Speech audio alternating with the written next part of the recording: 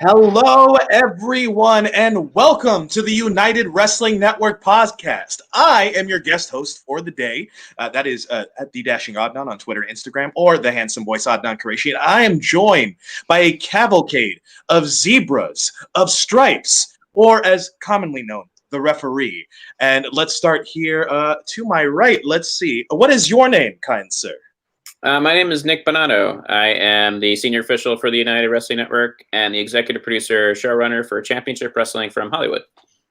All right. And let's go clockwise here. Yourself, sir, or counterclockwise. Hello, I am Odie Brown. I've been working for Championship Wrestling from Hollywood and the United Wrestling Network for about 5 years now. And I also like to call myself the founder of Zebra Talk. The founder of Zebra Talk, Odie Brown. Now, what about this handsome boy down here? You're too kind, Adnan. Hello, everybody. My name is Jeremy Marquez. I am a Championship Wrestling from Hollywood and United Wrestling Network alumnus and currently work for New Japan Pro Wrestling. All right. And finally, our lone female on the panel. Lovely lady, what is your name? I am referee Allison Lee. I'm a new United Wrestling Network referee, and I've been just working the SoCal indie scene for a while. All right. It is a pleasure to have all four of you guys here today.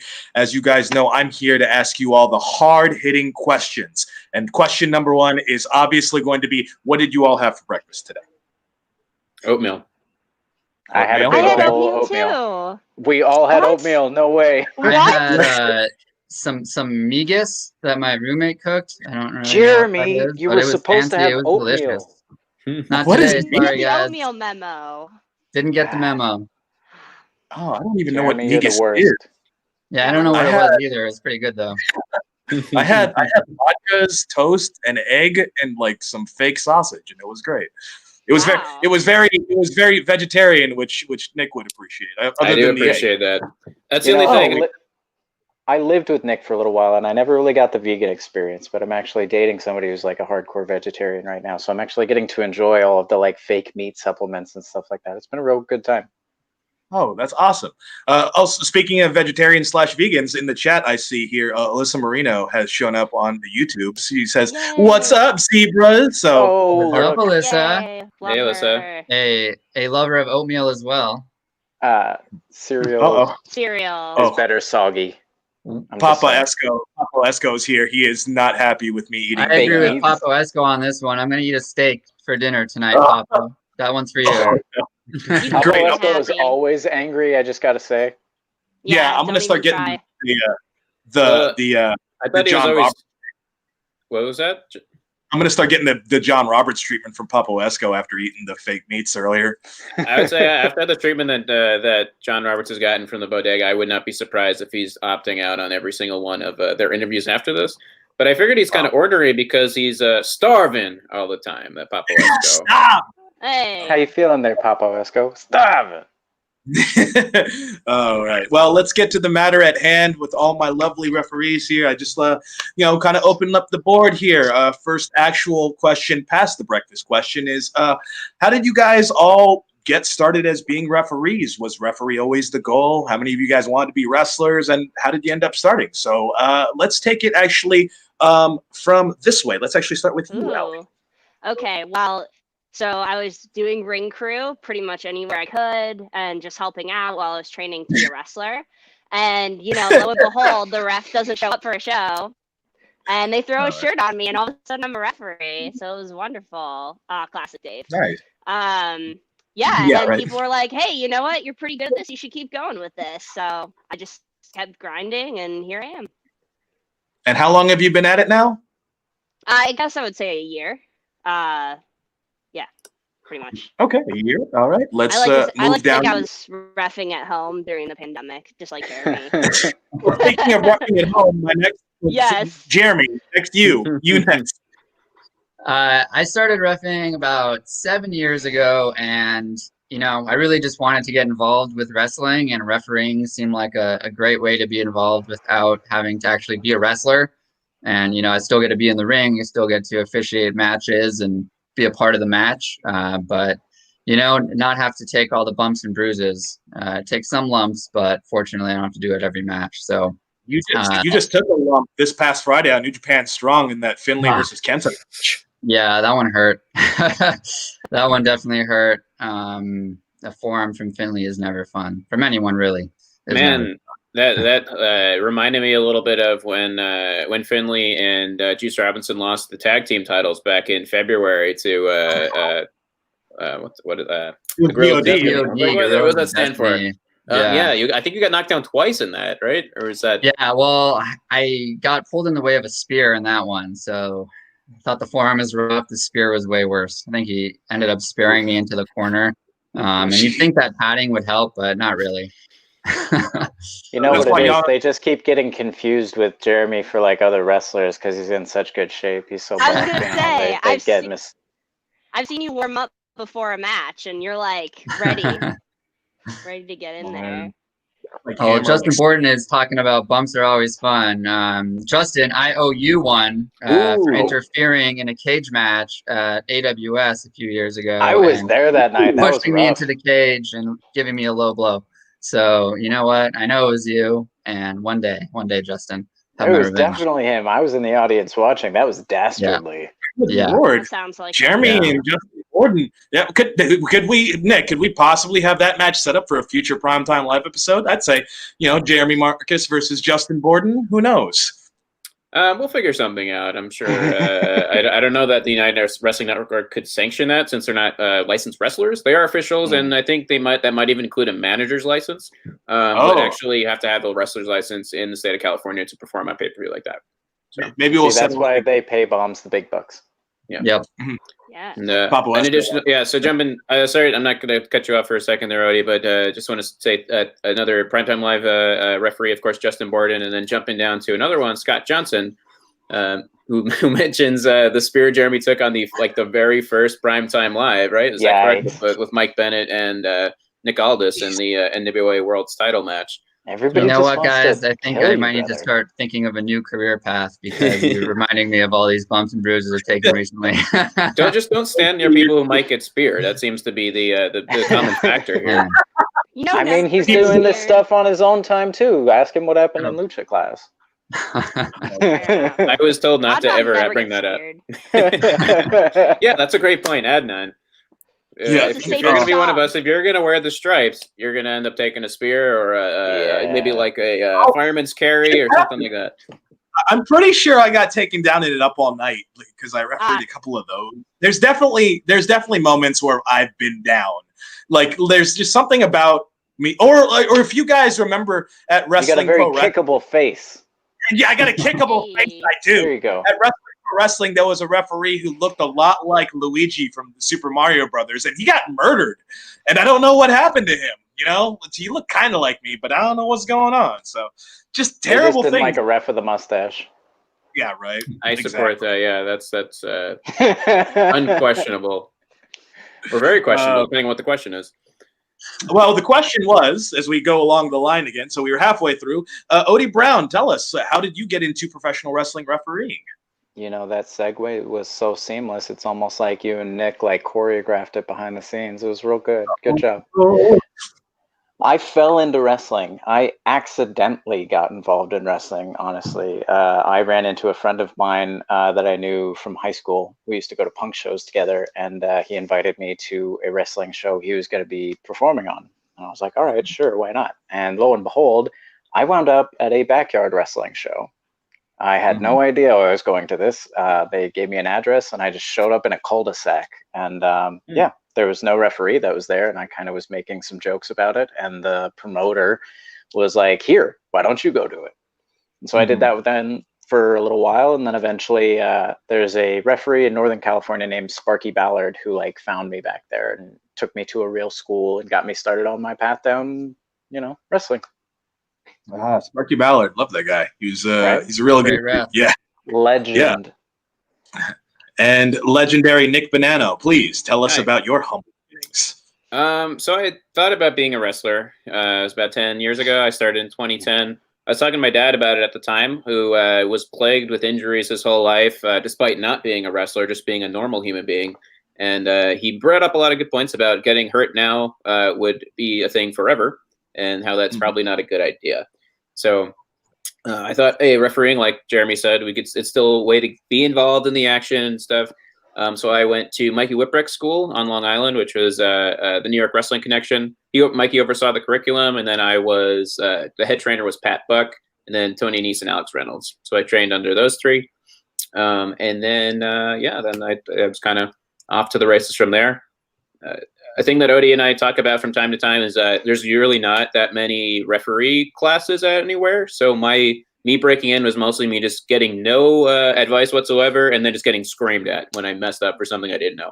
That's essentially how like all referees experience their first like year or two at least. I mean, like Jeremy, fortunately for a lot of people, like actually has been a trainer for some folks lately, which is really kind of him to offer his time and his insight. And like myself and Jeremy as well, we're very, very lucky that Nick actually ended up in Southern California when he did, because it was right around the time that we were really needing mentors of our own to grow into like, reliable referees. So we were very fortunate to have Nick nearby. But yeah, the majority of the time a referee will go to a wrestling school. They'll have wrestlers that are training there, and they'll be taught how to bump and wrestle and do things like that. And then they'll just be thrown into ref, and we get, like he was saying, screamed at whenever we mess up. But other than that, we don't really get a lot of feedback. That's why I know how to referee. As you guys mentioned, Jeremy actually taught me when I started how to referee. Exactly. So the reason why I have stripes, and just in case I'm ever needed to referee, I can thank Jeremy Marcus for that. Got some tips from Nick also along the way. And there was a day where I was Odie Brown for a day, and we called me Odie. That was pretty great. That was a fun day. Wrestling for wrestling. I would say I don't think we realized how unique your mannerisms are, Odie, until we started describing them to Adnan. I'm like, wow, Odie really does have a very distinct style. It's like he combs his hair like this, he kind of slides in for pins like this, he puts up a 3 like that. Like it's hey, somebody finally noticed. Yes. And I was like, man, good job. I've been reffing like this for like 6 years, and I've been waiting for the day somebody would say it. Well, I definitely tried to slide a certain way, and I definitely would stand in the ring with that stoic Odie Brown face. Which also, funny enough, was watching on that same show, but at Wrestling Pro Wrestling, was watching when Peter Avalon was a guest ref, and he also does the Odie Brown That's fantastic. I actually had one of our mutual employers once upon a time, who shall remain nameless, approached me and was like, hey, you don't actually have to stand like a robot before the match. It's like, okay. I see there's already one question in the chat here, and I want to get to it because if I don't want to end up like John Roberts. It's by Papo Esco, and Papo Esco wants to know if you guys have a Mount Rushmore of referees, who would that include? So I would say, if you're already ready, question. Yeah, if you happen to have members of one. Okay, Odie, yes. Tommy Young.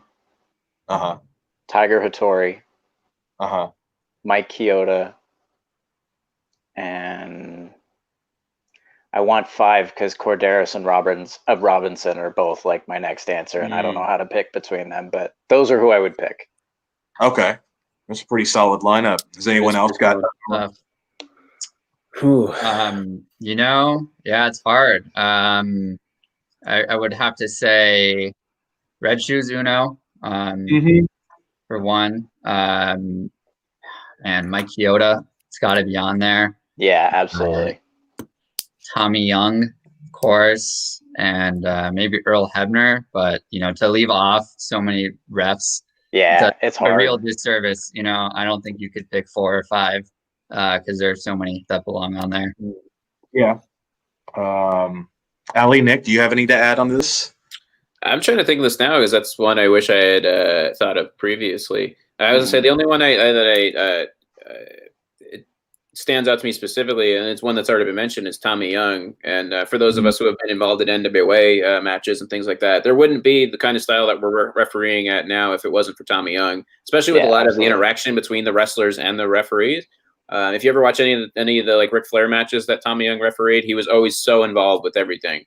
and brought a different kind of legitimacy that made you not want to really screw with him because you're like, well, he's not one to to disparage. Taking a guff, exactly. Yeah. So Tommy Young is the definite for me, at least. If anybody watching this has never heard of Tommy Young, you should go back and watch some old NWA stuff because he's like one of the more legendary referees in like the referee community that isn't really like as like in mainstream like known way that like a Charles Robinson or Earl Hebner would be known. One that maybe also might not be getting mentioned in this conversation, but should be is Joey Morella as well. But go ahead. Oh yeah.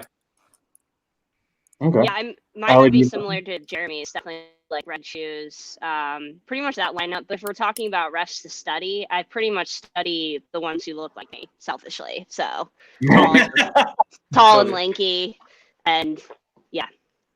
Who do you find are the tall, lanky refs? Like who do you relate to that? Well, I am looking at a couple here, which is helpful. But Aubrey, it seems to be around my height. But I don't know, like really like you guys are helpful because we're all, pretty tall, kind of sometimes over the wrestlers even. So it's good to learn from. And that's an important thing to bring up too, because we have kind of figured out ways to make ourselves look shorter in certain situations. I remember, various referees have told me to kind of slink down a little bit, or I like to scissor my legs out to kind of make me lower. At a recent Championship Wrestling from Hollywood taping, I was refereeing a match between Jordan Clearwater and Richie Slade, and Jordan's probably the same height as me, maybe a little taller. Richie Slade is not; he is shorter than me. But when I was trying to hold them back, I was slinking down in a way that I heard in my earpiece, like, "Is Nick that short? He's like deceptively short right now."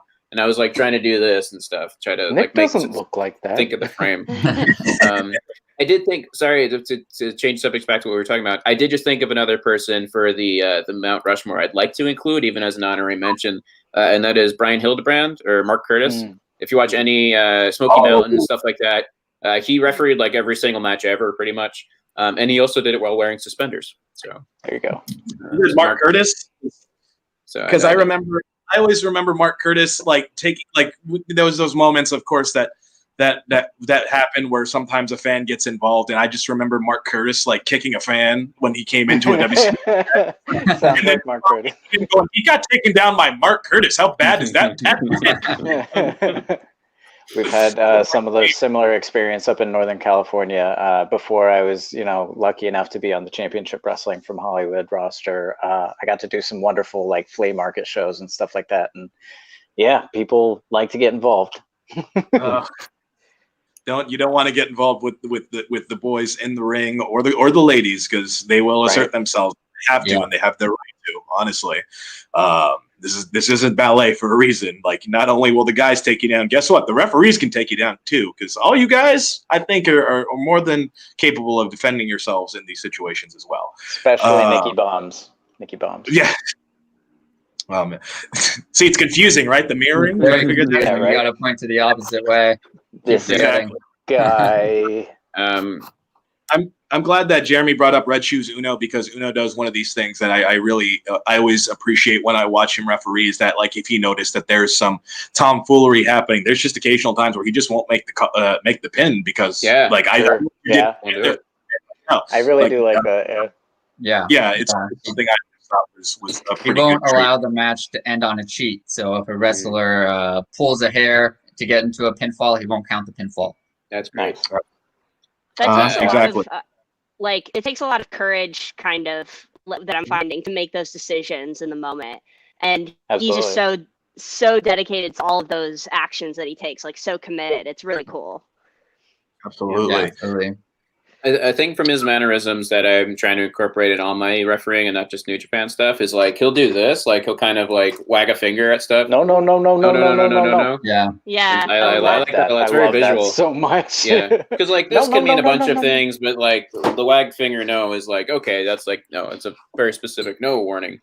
I stole a kind of index finger motion from one of our esteemed forefathers, actually.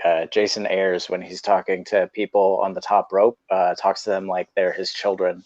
And I've met his children. And now I'll do the same. I'll point to him and point down to the ground like, hey, you get down now. Scott Johnson moving. gave me great advice. He was like, sometimes I talk to the wrestlers like my kids, like they just got blasted in the face at soccer practice, and I know they're okay. Are you okay?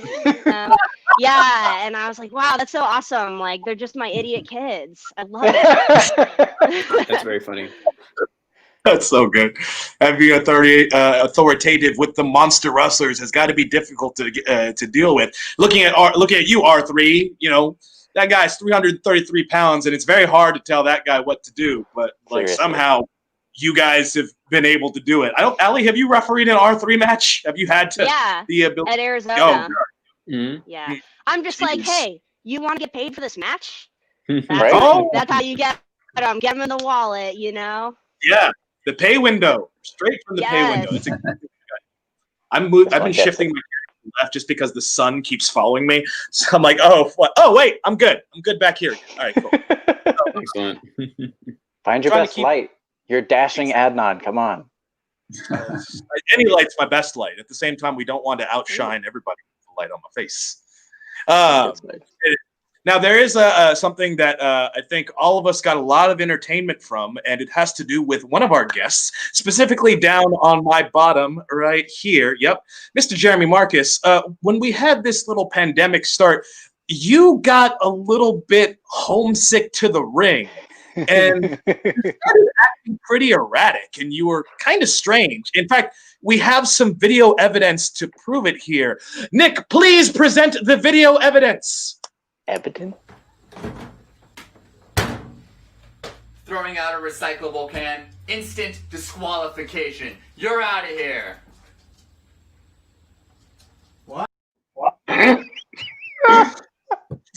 Your dad was always the best part of it. Yeah, my dad was definitely my favorite part. So, Jeremy, do you take medication to keep you from refereeing outside of a ring? What happened with all of that? You know, like you said, I got a little stir crazy just being at home all day.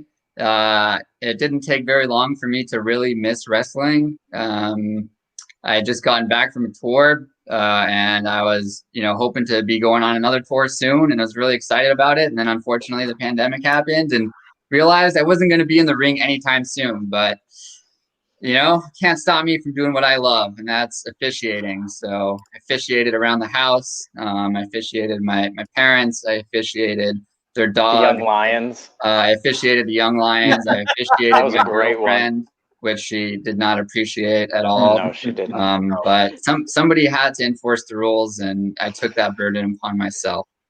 And then when you forgot to enforce the rules, Nick was forced to enforce the rules for you even one of those times. Man. You know what? I think that was a setup. I was invited over. I had been quarantining. I was wearing a mask. I was trying to be as safe as possible. And then out comes Nick to yell at me for leaving Adnan, we don't really need you stirring the pot. There's a hot enough rivalry between these two going on already. Okay? I was going to say, we could argue about it, or we could just go to the footage. So for the viewers at home and for those watching or listening to it in the future, let's take a look. Hey, Jeremy, it's David. Hey, you surviving? I need some help. No, not with that.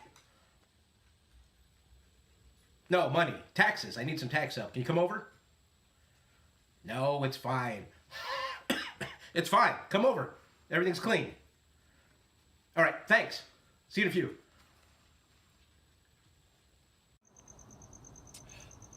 Better knock.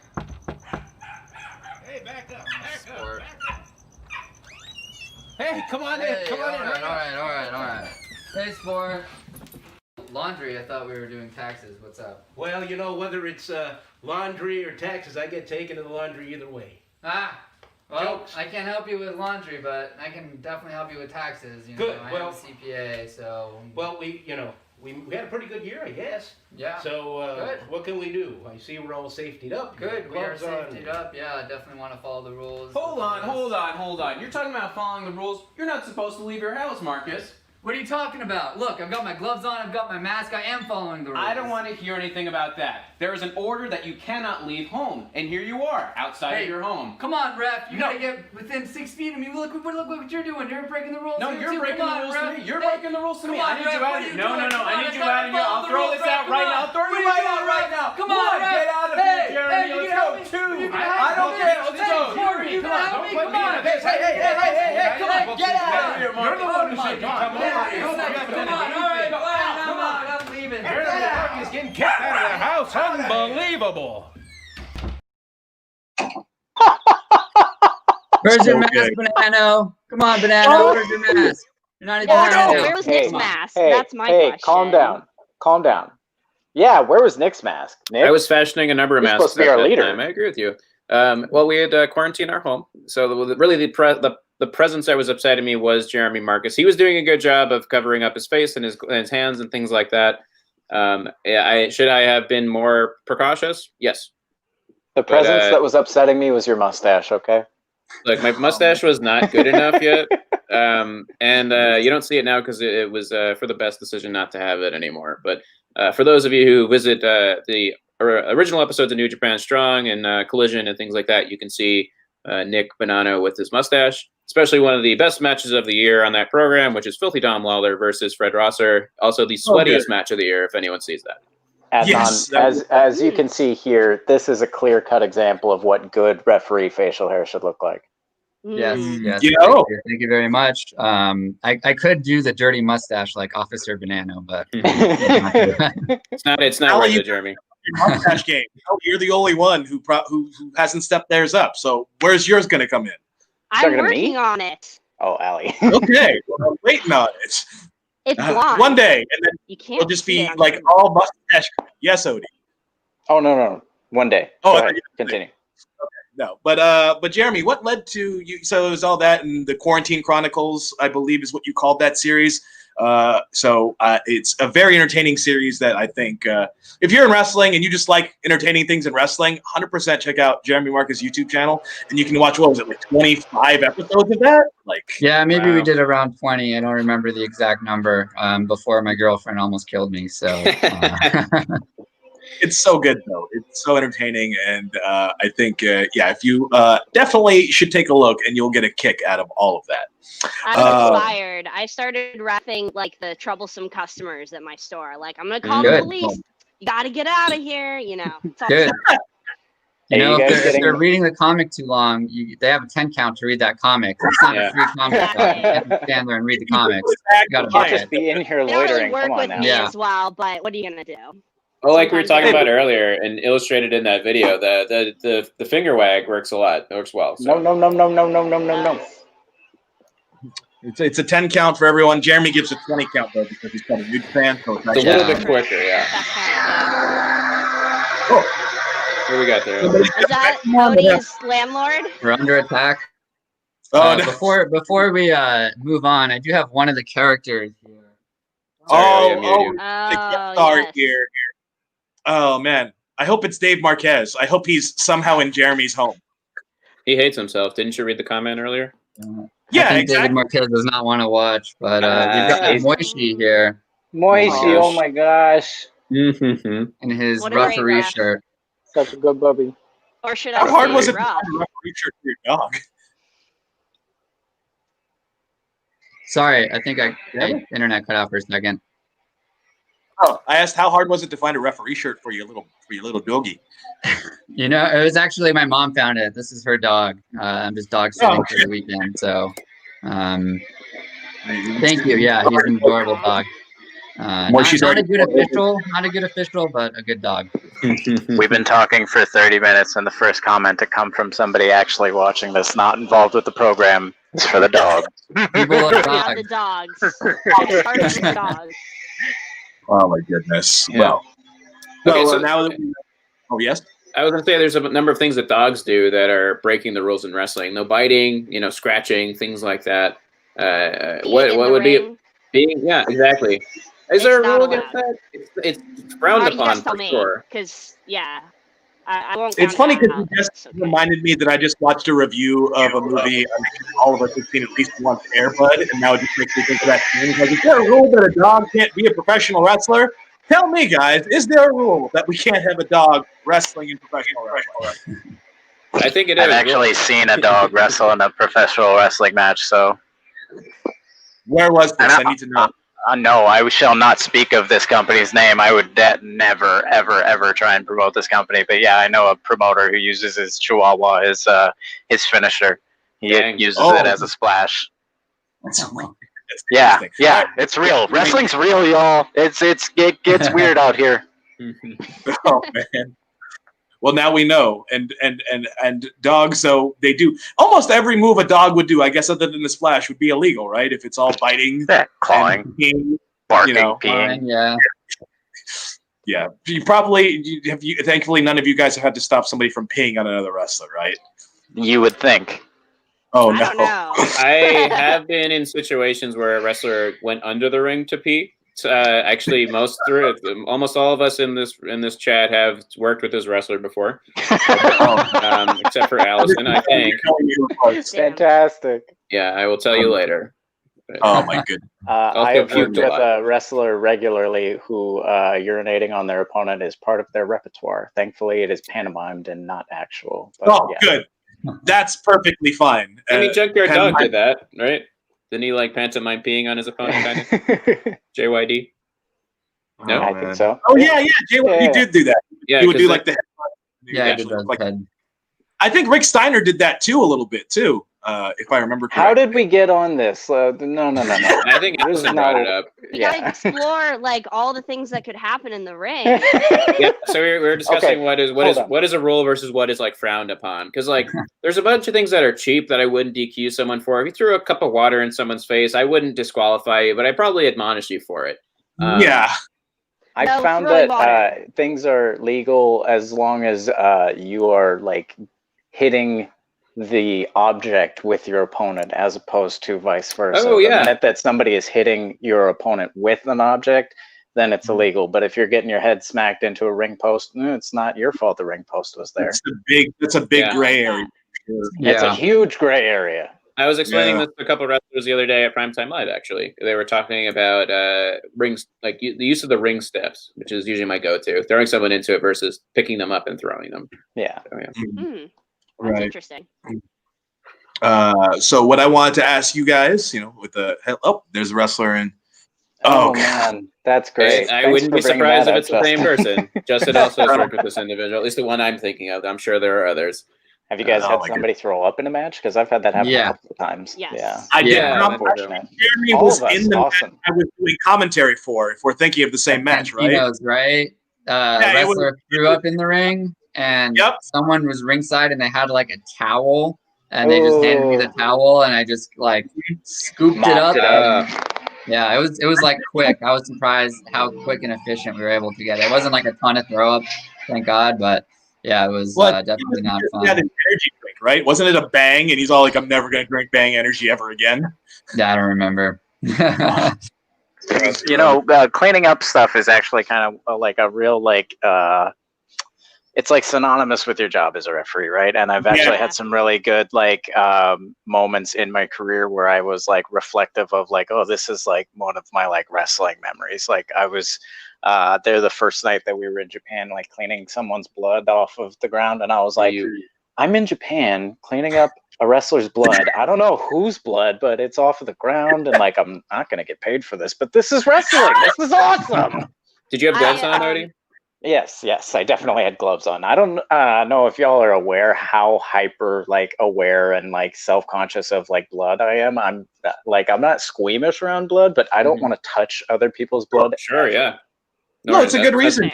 And that's pre-COVID. I was always like that. Which is why it's a good thing that you guys carry the gloves in the back of the back pocket of your referee gear, just in case somebody gets busted up or anything.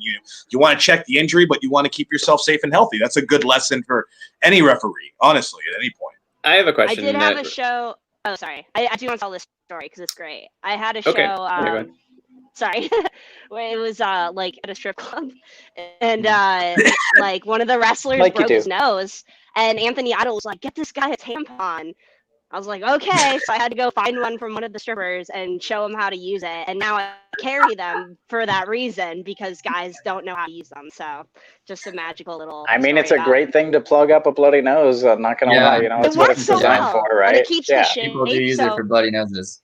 Yeah, so I was like, all right. Anyway, go on. Sorry. My question actually was for you, Ali. In reference to like keeping things in your pockets, a lot of women's pants don't have pockets. Do you have them installed in your pants, or what's the story with that? Yeah, Installed, so the like pants. Yeah, the pants I have.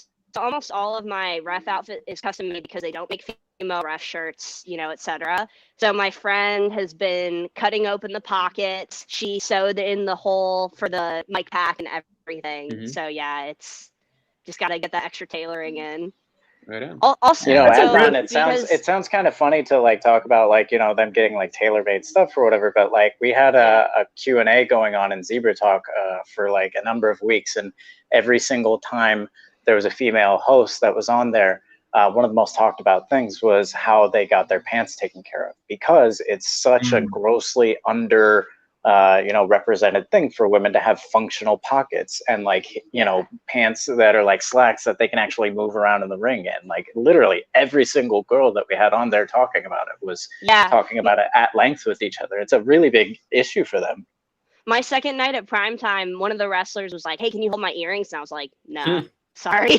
He was like, "What?" I don't have pockets. Yeah, I had no way to hold them. So that's when I was like, "All right, I got custom." I'm fairly sure I know which one. I know which one that is because he's always got earrings that he's got to figure out what to do with. Yeah. Was it a feather earring? What kind of earring was it? Was it a single feather earring by chance? Maybe a fanny pack also? A lovely little diamond stud that would have just gotten lost. 2 of them. Yeah, probably. I know exactly what you're talking about. I never it's realized. Funny that you guys are like dancing around talking about him like he did something like awful. Like you could just say who asked to put their earring in her pocket. Like that's not a bad thing. Yeah, so it's like, oh, so this person peed in the ring, but if they put their hair tie, I never found out who peed in the ring. Nobody said their name. Look, we're not allowed to give details on any person ever, so we're only allowed to name drop referees as evidence in this conversation. 100%, obviously, and David Marquez. That's about the only other person. I remember like in regards to like cleaning stuff in the ring. One of the times I had to referee. I don't remember if Jeremy, Nick, or Odie were there on that night, but it was one of the Halloween pro wrestling shows, and I was assigned the trick or treat match, and there was just chocolate and candy corn and all this like syrup and all that on the ring, and I'm refereeing the match, and my only thought is, all this up as soon as this match is done. And so there's like a 10-minute period of just trying to get all this candy and chocolate and all that off the mat. Man. Yeah, I feel like worst thing that's ever been used in a Yeah, absolutely. The worst thing that's ever been used in a wrestling ring around me is cottage cheese. That was what? awful. And I had to clean up Boogeyman's worms once. That was pretty rough. Were they wriggling and stuff? Oh yeah, they're alive. Oh. Yep. They're not fake. Nope. That is disgusting. Were you guys at the pro wrestling where they had a pizza man delivery and someone super kicked the pizza and the pizza got everywhere and there was cheese everywhere all over the ring? Oh my gosh. Yeah, I think that was back when they were running out of the Santino's dojo, and it was, I've never seen so much pizza. Gone to waste too, really. There's a character at Hood Slam who is a rabbit, and he throws powdered sugar all over the audience. And I was a photographer at the time when I was, like attending this show, and his powdered sugar would just like fall all over my camera and all over me. And I'm just like, dude, come on. Mm-hmm. Well, the shots look great. We've all had I've also had a powdered substance spot in a match, so I know how that goes. There was a match in Championship Wrestling from Arizona where, in talking about spills and things that could have been avoided, it was a wrestler from, I want to say, Rocky Mountain Pro. His name I don't remember, but his tights, everything on his tights said that he hated sugar, no sugar, all things like that. So yeah, very well built, shredded dude. Of course, the logical opponent for a heel like that would be Sweet Robin Shaw. Great opponent. Who at the time came out with a jug of what he called sweet juice. It was in like a big Arizona jug. So after Mr. No Sugar, defeated his opponent, he grabbed the sweet juice and threw it in the middle of the ring and dropped like a big elbow on it, and it just exploded. And it was that's a good spot. It was a brand new canvas. We were all watching like in slow motion at the control room, like no. He's like, my heart went out to referee Woody. Woody Woodruff. Is that his last name? Yeah, Woody Woodruff. Great referee. Great referee. Yeah, and he couldn't get in the way of that or anything. It was just like, so he was just kind of caught there, like, here it is. Yeah, it happened so quick, but man, that's rough. Yeah. I worked a show where a wrestler used like a pineapple, but my match, one of my workers was allergic, and she was like, "Well, great, I guess this is an out of a ring, any falls count anywhere match." And we were like, "All right, great, we're gonna do that instead." Director's face was priceless. Scott Johnson was there for too. Looks like the director's Scott Johnson's there for everything. I forget if the director was Billy at the time or if it had been Logan. But as priceless as the director's face was, the words of the executive producer Mick were very colorful. Yeah, I'm sure. Mick is like very calm, collected. Yeah, I miss that guy. So we've all shared many of our experiences with very strange things, but I did want to touch with everybody on what would you say is your best or favorite or like your highlight experience while you have been in professional wrestling. It's a big loaded question there. So please, what would you say is like your biggest career highlight or your best experience while you've been in the world of wrestling? That's a hard enough question for just like anybody who's ref, but you have like two of the more like experienced seasoned referees like of our generation right now. Like these two have done so many cool things in wrestling. Like it's going to be ridiculous trying to figure out what they've got. But anyway, go ahead. Yeah. But what's yours then, Odie? Let's start with you. If we No. Don't start me off like that. Go with Jeremy. Go with Wrestle Kingdom, and we'll go down from there. I agree with that. We'll trickle down after that. Yeah, well, of course, Wrestle Kingdom. You already know it's in the comments. The biggest experience was meeting Dave Marquez. I was going to say that one, but all right. All right, Jeremy, go ahead. I'd say overall in wrestling, Odie mentioned Wrestle Kingdom. This year feels like a lifetime ago, to be honest, but it was in January of 2020. Crazy. But outside of that, and I want to choose something from the United Wrestling Network, I would say performing on Hollywood Boulevard. Outside of I was at that show. Yeah. It was just so much fun. Anytime you can do an outside show, like at a fair or festival or something, it's very different than a normal wrestling show indoors. A, because it's outside, but B, because you get fans who aren't regular wrestling fans attending. So, and for us, it was just on the street. So we were just drawing the general public and whoever wanted to watch wrestling, just, on Hollywood Boulevard. And then also my parents were there, which is really, really special. Anytime my parents are able to watch me perform. I'd say that was definitely one of the coolest experiences in wrestling for me. It's really cool having your parents there for sure. Like I got to imagine like having your parents there watch you do the thing that you really love doing has got to be like one of the coolest feelings for sure.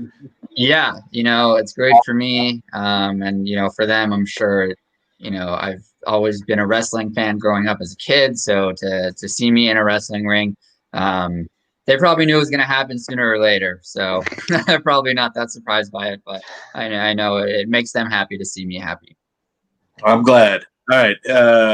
I'm happy for you just in general, Jeremy. I was like one of the most stoked dudes when I was watching Wrestle Kingdom. I went, that's Jeremy. I feel like I technically or something. I definitely feel like I remember being like, I can't believe you're at the Dome, all that jazz. But Odie was talking earlier about Zebra Talk, which is a group of referees online, a forum where we all get together and share our experiences and learn. But one of the biggest things for me when I had a Q&A session in Zebra Talk was for Wrestle Kingdom. Being there obviously was great and it was amazing, but just the outpour of love and support from my friends. People telling me how happy they were for me, and all the great comments that I got from people was the best feeling. So thank you, everyone. Cool. All right. Anybody else with a highlight experience? I'm gonna let my goosebumps settle after Jeremy. Man, I would just gotta gush more about what Jeremy just said there. Yeah, it's like not only. I mean, as Jeremy coming in as an American ref, there had been American refs at Wrestle Kingdom here and there before, But as like a specifically New Japan ref and an American one, like it wasn't just that he got it for himself; he won that for all of us. Yeah, So like he wasn't just some of guest that like was there that was like famous enough to get himself on. Like he was somebody who earned himself a spot in the company. Yeah. Absolutely. And so I think I said this to you at the time, Jeremy, but I felt like when you came back to the States, I said it was like you were coming back from outer space. It's like it's like you're no longer on the in the same category as the rest of us. So it's like it's up on like an untouchable kind of shelf. So that was a really, really cool moment for all of us as much as it was for you. Like it might get glanced over a little bit, but like it's almost like, some of the people who were breaking down the doors here in the States with, like first ladies being involved in, our televised companies, like you're breaking down doors for people like us to go over and work in New Japan as well. So yeah, you should definitely be commended for it. Thank you, guys. Thank you. I think the United Wrestling Network's really done a good job of developing, all of you guys in various ways. Because, in all honesty, like I'm sure Jeremy's experiences with us helped, sharpen him up. He was a good ref who became a great ref, I think, with his time here, and he got to do, it gave many of you guys a lot of big opportunities that you probably wouldn't have had elsewhere. Being involved here, getting the pay-per-view experience, getting the NWA experience, all that jazz. It's really benefited all of you guys in different ways, but in important ways, just like it's benefited me.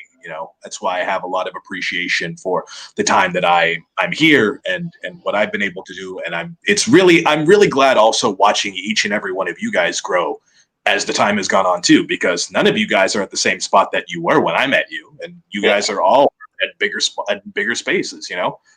Aldis versus Avalon.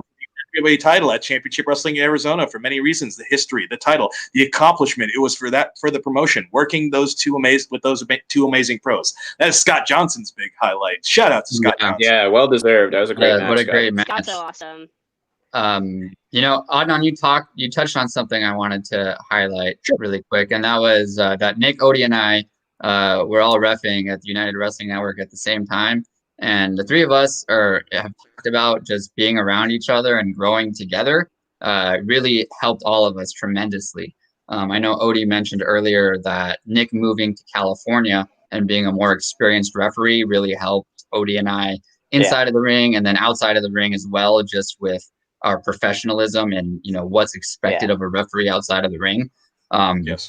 But the three of us just working together and challenging each other to be better, and to learn and to grow and helping each other, invaluable. And on top of that, being at the United Wrestling Network and being able to learn television, it's the same thing that every major wrestling promotion does that's on television.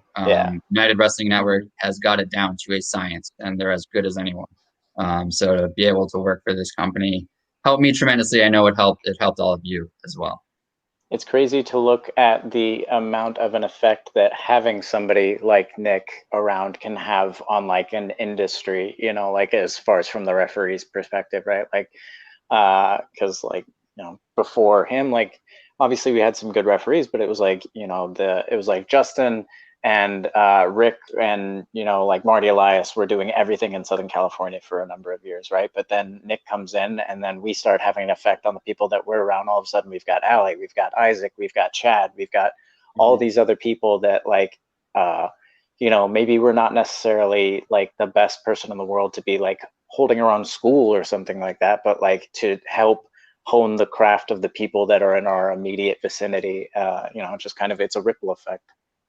Absolutely. You should be able to teach, pass on what you know to the next generation in some manner. You know what I mean? Absolutely. That's one of the most important things I remember. I just remember just in a personal experience talking to Jeremy about something. I don't remember specifically what it was, but I wanted to thank you for something. And it's probably just the fact that, you obviously had a huge impact on me. You helped, hone me in the professional wrestling industry. And I remember when you just told me, it was just pay it forward. Just give it to somebody else too, and that was always, an important thing that whenever anyone asks me advice, I'm always happy to give it. And I also always feel weird because I always think, who am I to be giving advice? But it's still one of those moments that just I do my best to help everyone out. Allie asks me for advice a lot, and I'll give her the advice that, that I feel that I can see to help her out when she asks for it, Sure. Anyone else with that? Go ahead. Oh yeah. Go on. No. Oh, I was just gonna say that's a sentiment that we really, like kind of jump right along with the Zebra Talk group. Like I try not to, harp on it too much, but like just briefly, like that's what it's there for. We have all of these people that we have access to that we wouldn't necessarily have access to otherwise, that can just immediately answer any question that a referee could ever have, which is something that, before our generation didn't exist. Well, would that be your big career highlight, honestly, Odie, for you? Like, honestly, helping set up the whole Zebra Talk thing, because I think that's a very important thing that you've got there.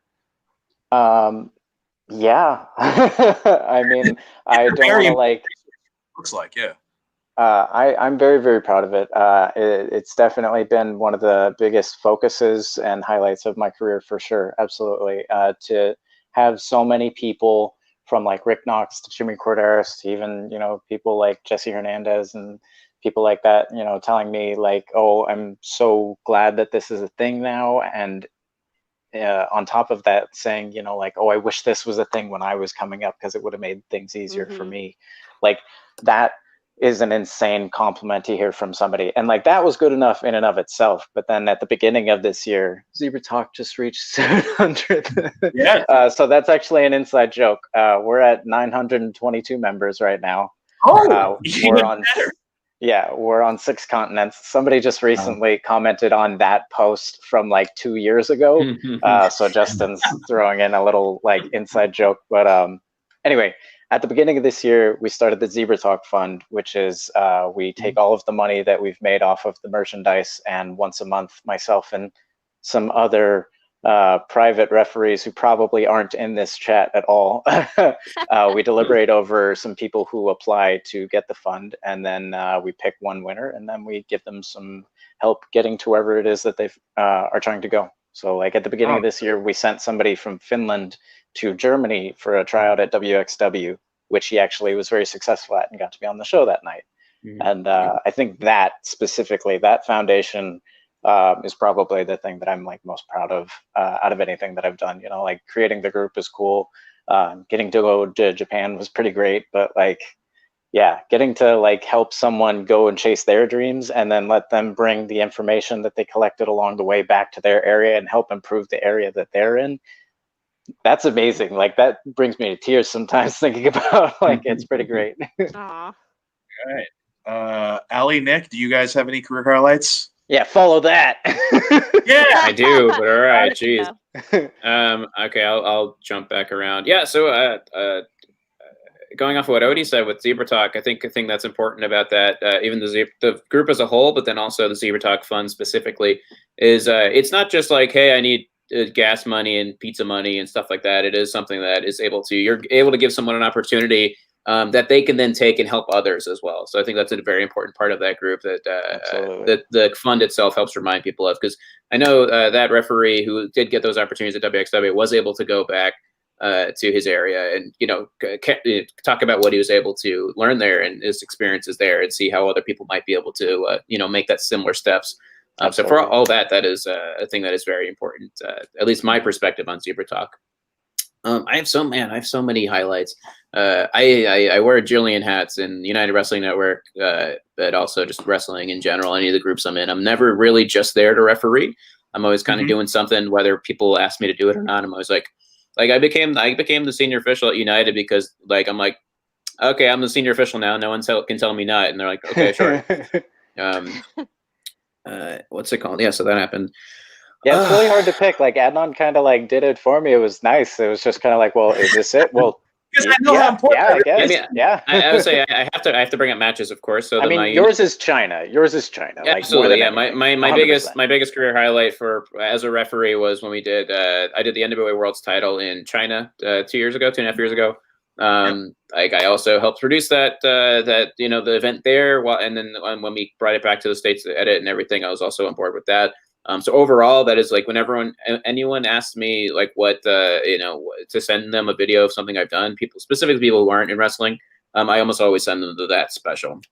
Yeah. All right. There's so many other things too. Like again, another match that I like a lot is the David Arquette's return match too. I bring that up as like it's maybe not like the super duper highlight, but like it's one of my favorites because of the role that I played in that match. If people who follow referee stuff a little bit will at least know that referees can be used to pass messages between wrestlers. And so that whole match, RJ City was telling me, "Oh, tell David this, tell David that, tell him to get up at 7," whatever the thing was. And so I felt like part of my one thing that I love about my performance in that is that you can't really see me doing those things, which is a mark of a thing that I learned from TV wrestling, from United. That is, it's invaluable as a referee. Yeah. So, phase. But that's for refereeing stuff. I'll try to keep this brief. Yeah, we talked about like the collective and other referees who we've been able to help out.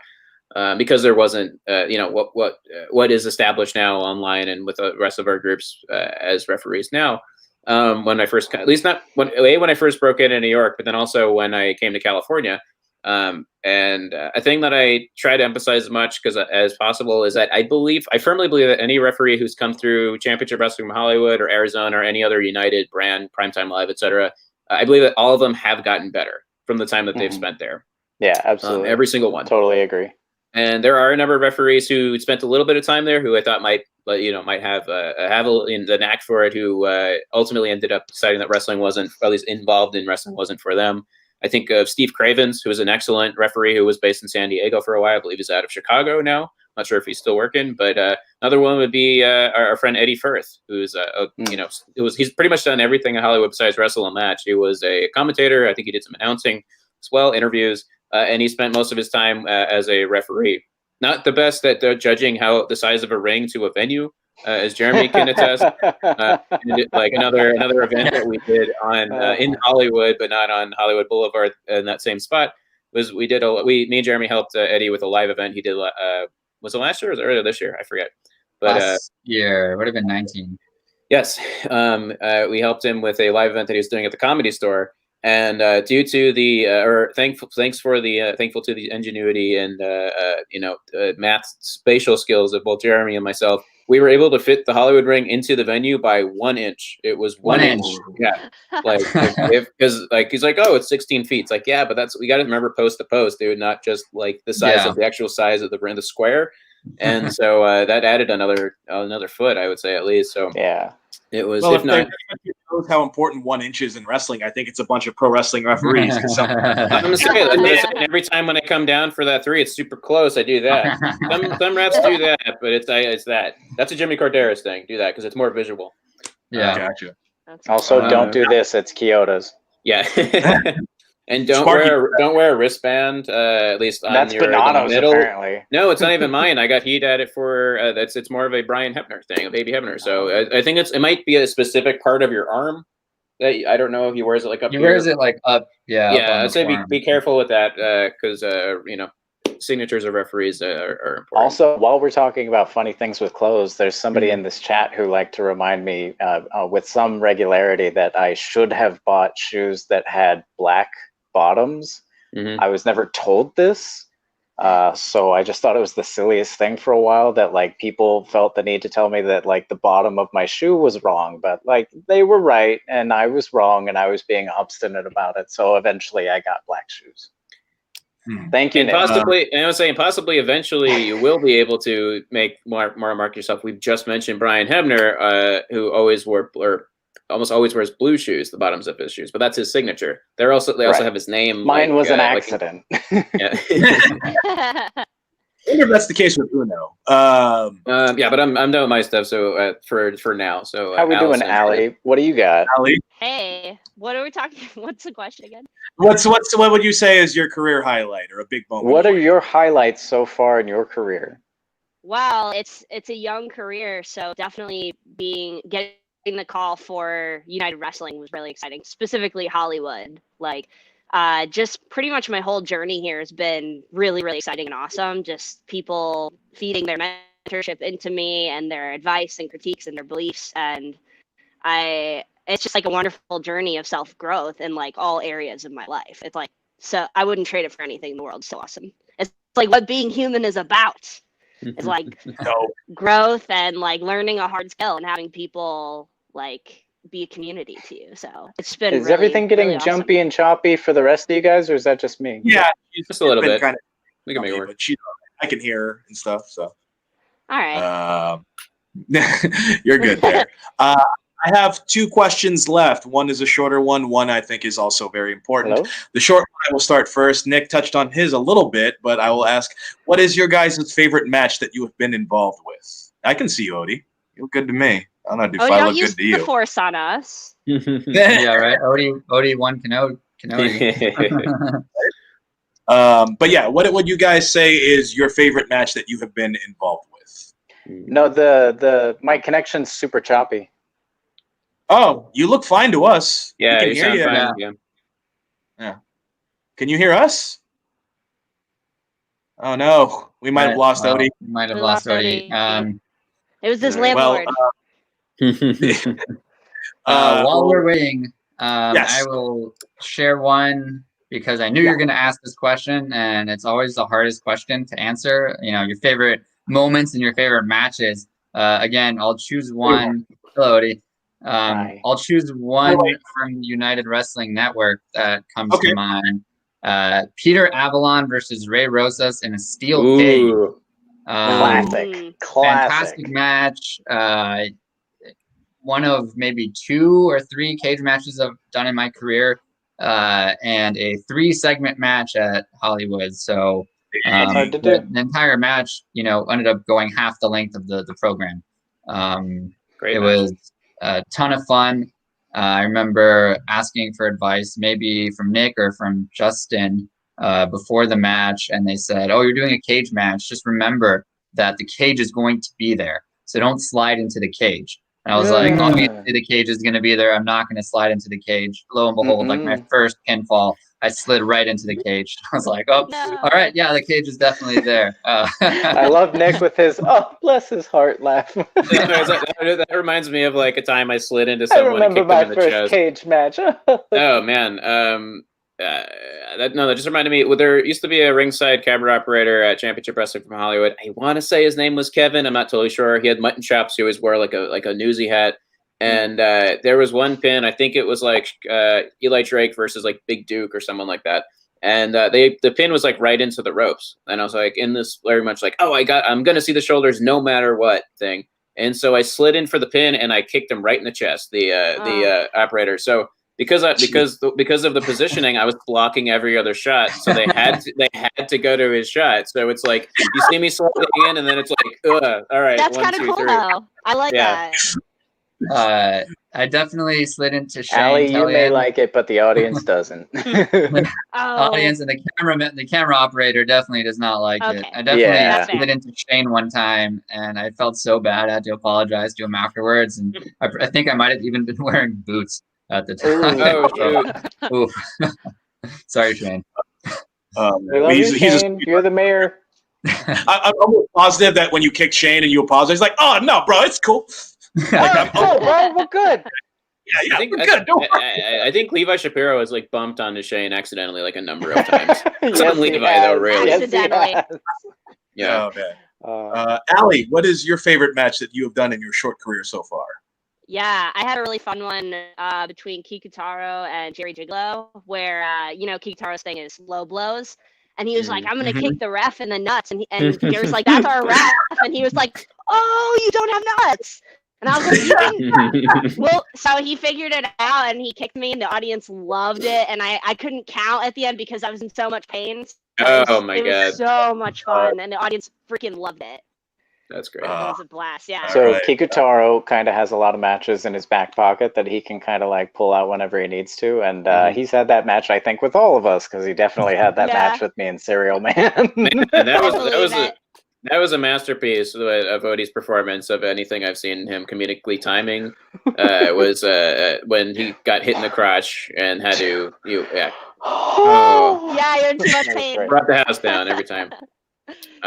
Nick, is your favorite match Nick Aldis versus Colt Cabana in China, or is it a different one? No, I'd say that's definitely a highlight match. I definitely said the Arquette one is one of my favorites. I am trying to remember. I had another one ready to go that has now escaped my memory. As soon as I asked you, it's gone. Do you want me to go to Odie and come back to you? Sure. There's one that I want to bring up for you to remember, because I don't remember specifically who was in it, but it was the Lucha Brothers at Boulevard not too long ago. Mhm. And it was one of the last times that you reffed them. It was the main event. I don't remember the match, but like try and recall that. But like I was watching you and watching the match, and everything was just so perfect and crisp. Like, I mean, of course, it's the Lucha Brothers. Like, anyway. So there is. I ref 2 of their matches at Bar. The better one was probably their first encounter was them in LAX or Proud and Powerful. Yeah. And that match was really cool to do. Mostly because it was like the crowd that went to those shows. They're mostly wrestling fans, but there's also people who are like, "This is a cool, fun thing to do on a Thursday night, or let's go get drunk somewhere." The East LA Metalhead crew, they go to everything. But what's great about that, and I have nothing bad to say about those kinds of crowds because they react to anything, and so which is makes it it's beautiful. And so for that match, that was the main event, and everybody in the room, it was like it became real, which was awesome because people were getting upset. Everyone was I'm sure they were pretty hammered at that time. But Lucha Bros were getting so much. No, not Lucha Bros. Sorry, LAX were getting so much like genuine heat from the people, not just because they were the de facto heels in that, but also they're from out of town. They're from New York, which is they're talking a lot of talking down to Southern Californians, most of whom are of Mexican descent, just like the Lucha Bros. They're definitely Puerto Rican. Yeah, and it's an interesting dynamic. Yeah, absolutely. And so that match actually began with a fan throwing an entire beer on me because he was trying to hit Santana. I remember that. Yeah, so I was drenched in beer. It started with me getting drenched in beer and ended with the ring getting like rained with dollar bills and money. Yeah. So like the match was just a banger. So it was like, yeah, and I remember and that's reffing in Los Angeles, folks. Yeah, for anyone who's done like a lucha match or has watched a lucha match where they throw a bunch of dollars or whatever into the ring afterwards, you're like, I wonder what happens to that money. Usually the referee or someone will just pick it up. I think I just stuffed it into my pockets and then spent about 20 minutes unraveling all of them. In the back because it was at least $200 more that people threw in of just singles and fives. Yeah. And so I remember there's a photo I have to pull up on my Instagram somewhere where it's all of us. Everyone in the match, and I'm holding the pile of money, and I was doing the good brother thing where like I did one of those so that the guys could like kind of be a little bit taller than me because I'm definitely taller than all of those people. And they were Bandito and Dragon Lee for me. They got like $130 from that. Speak of another really big accomplishment, Ali, I'm sure your time will come, but for the three of us, like for three of us to have like participated with Pro Wrestling Guerrilla, before the last year, like is pretty much unheard of. So it's pretty amazing that like we all accomplished that at the same time with each other. And I'm really, really proud of you guys. And I do as well. Shout out to Rick Knox and Justin Borden for amen. That happened. Thank you. Thanks for letting us play. Odie, did you have a favorite match that you'd like to highlight? Sure. I have a hard time like narrowing things down, but like my United Wrestling Network actually has a two-way tie. I did a NWA World's Heavyweight Championship match. Thank you very much, Nick, for that. Nick Aldis versus Bad Dude Tito, who was like our longtime champion at the time. You did, and the funniest thing about that is I didn't know you were going to do that. Nobody told me you were going to do that. I knew I was going to have the mic in my face at some point, but I figured you'd just like either hand it to me or like reach around me or something. And I'm holding it, and I feel this arm sticking in between my body and my arm. Like if you guys have never seen it, you got to go back and watch it because like it's hysterical. And I'm so glad that I like kept a straight face because I'm like, is Adnan tickling me? What is going on? But that was an incredible match. Also, I'm a big believer of intergender wrestling, and I was very fortunate to have a match between All Ego, Ethan Page, and Kylie Ray for the Freelance Championship. It was my first night in the building. And I was so unbelievably blessed that the rest of the referees were kind enough to give me the main event. And lo and behold, it turned out it was a title change, which I did not know was going to happen. And yeah, it's one of my favorite memories in wrestling. Like the crowd for like a false finish at one point, like Kylie Ray does this big sit out power bomb to Ethan Page, and you know, it's a real close false finish, and they go nuts. Like the lighting guy brings the lights back up. Like it's real good. And then I won't go on it too much, but A-Kid versus Lucky Kid for the opening Battle of Los Angeles last year. Opening night, opening match. I wasn't even sure if I was going to be on Bola.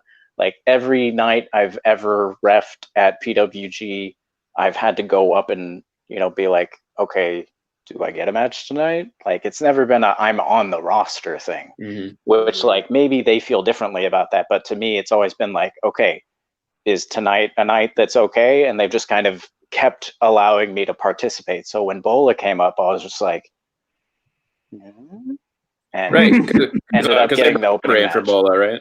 Yeah, they brought in Aubrey, and like, you know, usually there's only 2, let alone 3. So to have 4 referees, like, you know, luckily it was Bola weekend. So there was like probably like 26 matches or something that. But yeah, it was a incredible experience to be there participating at all, but to be the first people in the ring for that kind of a weekend is so tense and exhilarating, and just like, oh, there was so much energy going through my body. It was amazing. It was a great experience. Gotcha. Sweet. Nick, did you have one narrowed down? Or I completely forgot to think about it. Girls and everyone else's like feel good stories. You're like everybody's already done my work for me. Well, in that particular Nick gets to watch how much he's helped us. That's his favorite match is to watch everyone's matches, and he's very helpful. The last question, though. Oh yeah. There was a fun bar wrestling match that was like fans bring the weapons, and I think Nick was the ref, and so I just enjoyed that must have been a lot of work for you. I'm glad that it was fun for you, because it was not a fun match for me. There was, I believe, Game Changer was the next night, so a lot of the people in the crowd were of that more of the variety, death match, more bloodthirsty things like that. To the point where I wish I had. I forget who the other ref was that night, but I think that he had left the building already. And so it was me. It's all damage control, and to the point where like I think I stopped weapons from hitting people in the head, like in dangerous ways. Someone threw a PlayStation 3 at Watts. I remember that was really fucked up. I'm sorry for the language, but that's I don't know. Like it hit him in the head. He was down on the ground. I remember someone also threw like a stormtrooper helmet at someone, and I was like I squatted it out of the air. It was oh my gosh, it was. We got to bring up good saves that we've done. Man, talk about all the times that you've like saved people's lives in the ring. I saved a fan in the front row at Gorilla once from like a ladder was flying over the top rope, and I just jumped up and stopped it. The guy came up to me after the show and slipped me a 20 and was like, "Thanks for saving my life." Jesus. I can't. The PlayStation 3 thing is terrible because 1, that's a heavy system, and I'm glad Watts is all right from that. And 2, because as a gamer, why would you destroy a piece of gaming technology? That's a completely different thing. Everybody thinks they're gonna have the Terry Funk spot, you know. Everybody thinks like, oh, I'll just throw all my stuff into the ring and it'll be the new viral thing. And it's like, nah, bro, you're gonna kill somebody. Yeah. Dangerous. Please don't don't throw things into a ring like beers or PlayStations or anything that potentially hurt people. I have yelled at people. I have yelled at people for throwing water bottles into the ring and like try to get people kicked out and stuff like that. So don't throw anything to the ring. It's ridiculous. Oh, I should note that the person who threw that beer on me and for that LAX match, they did get kicked out of the building. The fans self-policed them out. Yeah. Do you remember when we were at bar and the fan dumped his beer onto the ring, and then me and a couple other? You don't remember this? Oh man, fans are ridiculous. Anyway, that's enough. Moving on. All right. The last question I had for everybody before we wind things down here was if you guys and girl have any advice that you'd like to give anybody who wants to get into professional wrestling as a referee, or those who are, or a piece of notable advice that you think is important for anyone who's in wrestling as a referee, what piece of advice would you like to give them? Let's start actually clockwise here. Let's start with Allie. Okay. So definitely just putting in all the work as much as possible. Just all the work you could possibly think of, put it in. Is basically my advice. Like, go to ring crew, go to the gym, do everything in your power to give yourself that edge. Mm-hmm. That's good advice for life in general too, which is good. Yeah. Mr. Jeremy Marcus. Yeah, 100% agree with everything Ali said. If you're looking to get into professional wrestling, I would say find a reputable school to train you. And the advice that I always hear is your mouth shut and your ears open. So just soak in all the information you can. Be a sponge and, like Ali said, be an asset to any company that you work for in every single way possible. Yeah. Bodie Brown. Hello. I would like to send a message to potential refs and to the wrestling community at large. To the potential referees, do your absolute best to find a good mentor. A good mentor, not regardless of who they are. A good, qualified, experienced mentor. Somebody like Nick, somebody like Jeremy, Jason Ayers, Jimmy Corderas, like the people out there that have done, put in the work and done the time, like they are willing to, share their experiences with you and help you. And, not to shamelessly self-plug, but like get in the group, because like we accept anybody that is a referee, was a referee, will be a referee. And it is literally designed to help you become a better referee. There's people in there, sharing things that, like, we did 50 hours of original content of Q&A sessions for the first couple of weeks of for the first couple of weeks of quarantine. Like just Q&A style interviews with referees. It was like, Drake Younger from NXT and Aubrey Brewer from NXT, or Rick Knox. Like, we had all kinds of great guests. That. And then for the people who are not referees, any like wrestlers or anybody else like watching this that have firsthand experiences with referees, get to know them. Don't treat your referees like a nameless, faceless prop, because a lot of them will get that, and a lot of them will be mistreated and even like physically abused pretty regularly. So like we're very, very lucky that we don't have to experience a lot of that with the United Wrestling Network. That's not really the kind of environment that we create, but that is definitely a thing in wrestling. And it'd be great if it was something that wasn't a thing for much longer. Referees are human beings. They have names and they have stories, and get to know them. Absolutely. That's very good. That's a very good piece of advice, and just life advice. Everybody deserves respect. Your referees, anybody. Nick Benet. I agree with everything that has been said already. Of course, be in shape, find a good school, find a good mentor, join Zebra Talk, watch back all of those Q&As. They are Q&As, not seminars. Do not confuse that. And I would say, just like I always tell people to learn how to wrestle a little bit. I think it's very important in a way that when I first broke in, I had actually asked Todd Sinclair what I should do for Ring of Honor. And he said, learn to wrestle a little bit, because it'll help you more than you think it will. Like, it'll help you more than you know. And I was like, I wonder what that means. And then like cut to a couple years later, I'm like, oh, I'm glad I learned like match structure, because I wouldn't know what I'm doing right now. Because the role of the referee changes throughout the match depending on what you're doing. Right. So that was super important. Odie mentioned talking to the wrestlers in terms of just getting and having the wrestler having like a rapport one way or the other. Knox will often say that being there for the boys in certain situations really has helped him out in a way that got him to where he is now. So also with that too is like learn what not every wrestler does interacts with each referee the same way. There's so many different styles, and so that's again something that you'll have to figure out as you go on. But making sure what they're looking for in an official as well, as much as what you're interested in doing as their referee. A good example of this that comes to mind is a guy who I haven't mentioned named Patrick Hernandez, who was a referee who, like, right when I first started in California, he was kind of like finishing up his last couple of months. And I always used to hear people talk about how much they love working with Patrick, because he was very, very encouraging during matches. And that was something I didn't even think about until more recently, about how much that actually does help people, especially newer wrestlers or people who are, still not sure of what they're doing, not really having their footing. So if the guys are down in a double down or whatever, or they just did a really cool move and you go down for a pin, you could be like, man, that was great. Or like, you're doing a great job. Make more noise. You got them. And like stuff like that. Like that really helps them, because they're always thinking about what their next 10 things might be.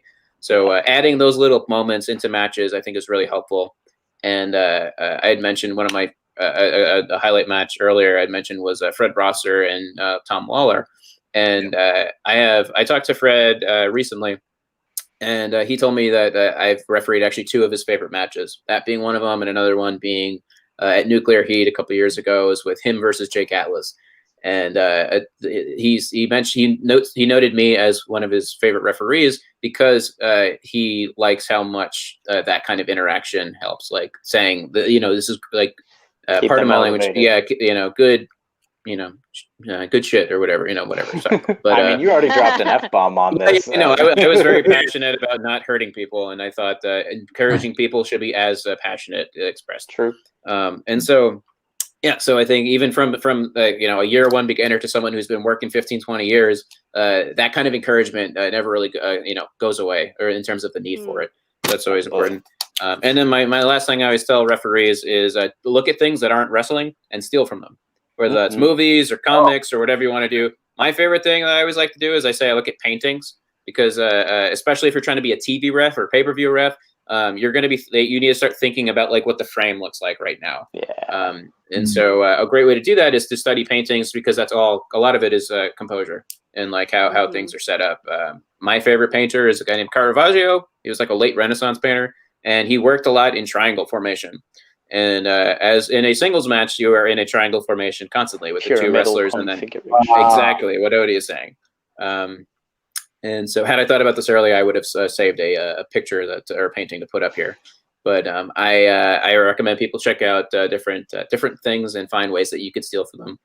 Also, I study ballet for that reason. It makes me lighter on my feet and helps with my footwork. Talk to Aubrey about her dance background. She will go on extensively about how it has helped her as a referee.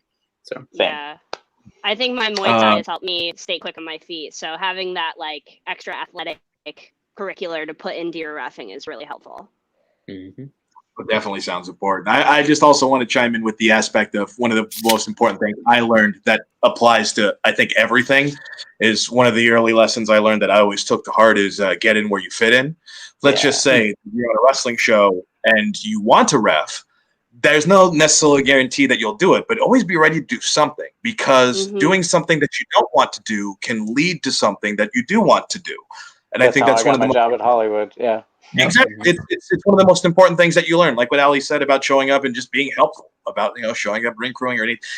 Just being there in the moment. You're going to possibly get that opportunity as long as you show that you're really willing and ready to help, and always be willing to work. It's absolutely being an ass. See, exactly. Even Dave Marquez. He refereed on The Bachelor, brother. He's been seeing reffing more than any of us. That is true. Thank you, David. If you guys don't mind, there is one last thing that it didn't really get brought up, but it's like one of my personal favorite pieces of advice that I've heard from another referee. Sure. Tom Castor, who was a very seasoned, experienced referee on the West Coast. He's from San Jose, the Bay Area. He's one of the referees on NXT right now, one of the more active referees. For those of you who aren't familiar with him, he's the guy who broke his leg in the middle of the match last year and finished the match. Pretty great referee. Anyway, I asked him for advice once upon a time, the first night that I met him, and he told me, never let yourself be held back by not being willing to go certain places. So specifically, we're not really given ref travel trans money very often. It's very rare, anywhere outside of AEW or WWE or anything like that. He just really grounded into my head. There are plenty of people all over the world that are going to use you if you're a quality referee. They won't pay for you to get there, but they will use you. So it's up to you to decide how much that's going to limit what you're willing to do in wrestling. Luckily, this guy over here figured out how to do it the right way. You know, he gets a job with the company, but don't let yourself be held back by the fact that like people maybe won't necessarily value as highly as they could or should. Mm. Yeah, and touching on that, I have done that very thing, Odie, that's helped me tremendously to pay my own way. And I remember a local wrestler thinking I was crazy to buy a plane ticket to go to the East Coast because I had never been there and I wanted to referee for some promotions out there. And I invested in myself and I met new people. And you never know when you meet someone, you know, if you make a good impression on them, that might come back and help you one day. So Absolutely. it's definitely invest in yourself. There's appreciation for it. I mean, Danny Limelight's in the chat saying thank you to all of us, including me, which is great. Just like, oh, thanks. Thank you, Danny. Oh, I refereed in his movie. That's what I did. I'd like to thank. Yes, I was to say I'd like to thank each and every one of you guys for being here. Thank you guys for giving me almost an hour and a half of y'all's time on this lovely Sunday evening. So please, let's tell everybody where we can find each and every one of you. Let's go clockwise. Let's start. Clockwise is there. Let's start with Allie. Allie, where can people find you? Oh, you know, Instagram, Facebook, United Wrestling Network, all the best places. All right. And at what? At Access Cat, correct? Yes, wait, where is it? Here is my name. Twitter scares me, so I'm not there, but yeah. Follow Twitter's a pictures. scary place. It is. No. All right. Mr. Jeremy Marcus, where can people find you? At Ref Jeremy Marcus, Twitter, Instagram, Facebook, YouTube. You can watch me every Friday night on New Japan Strong, available on newjapanworld.com and Fight TV. And December 12th, you will see me as well as Mr. Banano officiating for the Super J Cup. Pre-order now, Fight TV, guys. I'll be there too. Adnan will be there ring announcing, not refereeing, but come see Adnan. Our gracious host. Sorry, Adnan. He'll be wearing a different shirt. He will not be wearing a referee shirt, I hope. NJPWworld.com, Fight TV, order now Super J, every Friday night, New Japan Strong. Odie Brown, where can people find this lovely man? Well, that lovely man that you were just pointing to is the dashing Adnan, but this lovely man down here, over there. All right. I'm at Odie, the number 1, Canody, on Instagram and Twitter. You can find me on Facebook, Robert Odie Brown. Please, if you're a referee, if you're thinking about being a referee, join Zebra Talk. It's open for anybody to join. I do personally go through every profile that, you know, requests to jump into the group. But yeah, everybody's welcome. And I haven't really mentioned this at all, but I'm going to be refereeing for one last time this year, which I'm really, really excited about. I'll be seeing you, and I'll be seeing actually just you. Yeah. I'll be at Primetime Live sometime in the coming weeks. So maybe we'll run into each other here pretty soon. If you're there, I hope so. I hope so. Looking forward to that. And lastly, fearless leader. Yeah, the actual host of this show, who graciously let me host for an episode, Nick Banana. Where can people find you? First of all, thank you, Adnan, for taking the time to host this. It was really nice to be a guest for once. And you did a great job. Had a lot of fun things to say. Okay, so you can find me on Twitter and Instagram at Nicholas Bonanno. Please also follow United Wrestling Network. So it's at United Wrestling on Twitter and at United Wrestling Network on Instagram and Facebook and YouTube. They mentioned Primetime Live. That is our pay-per-view series every Tuesday. And it is on Fight TV, Direct TV, and in-demand pay-per-view. So check your local listings and providers. Also, watch Championship Wrestling from Hollywood. It's syndicated in over 130 stations across the United States and internationally, Canada, Mexico, and other places. That's also on Fight TV, so please check out to see if it is on regular television by you, or you can see the replays online. And man, there's a bunch of exciting things going on, and even more that's about to happen. So I'm very, very happy to be with all of you and for the projects that are coming up. So thank you so far, everyone who's joined us, and looking forward to it. So let's also not having us. let's also not forget Championship Wrestling from Arizona. The whole catalog can also be watched on Fight TV as well. Absolutely. So please, like Nick said, everybody follow the United Wrestling Network at United Wrestling on Twitter, at United Wrestling Network on Instagram, and everywhere else. Love you too, Scott. We love you, Scott Johnson, one of our best over at Arizona. Has been all over the place with Hollywood Primetime Live. So definitely, watch your local listings for Championship Wrestling from Hollywood and our affiliates. All the entire catalog is up for free of Hollywood and Arizona on Fight TV. Every Tuesday night, like we said, Primetime Live. This Tuesday, huge card already set. Hollywood Heritage title on the line was we got Ray Rosas defending against Bad Dude Tito. Ooh. We've got Sean Davari versus Fred Rosser happening.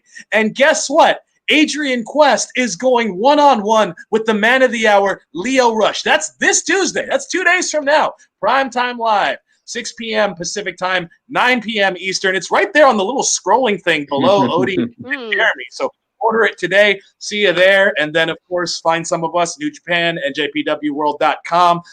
Super J Cup coming up on December 12th, strong every Friday night. So many places to catch all these people. Please follow everyone here. I love each and every one of you. Thank you guys for having me. I am, of course, Adnan Kureishy, the handsome boy, at @D-Adnan here on Twitter and Instagram. And please subscribe and follow everything there. And definitely, while we're here, let's remember to keep wrestling united. Bye, guys. Wear your masks. Bye. Yeah.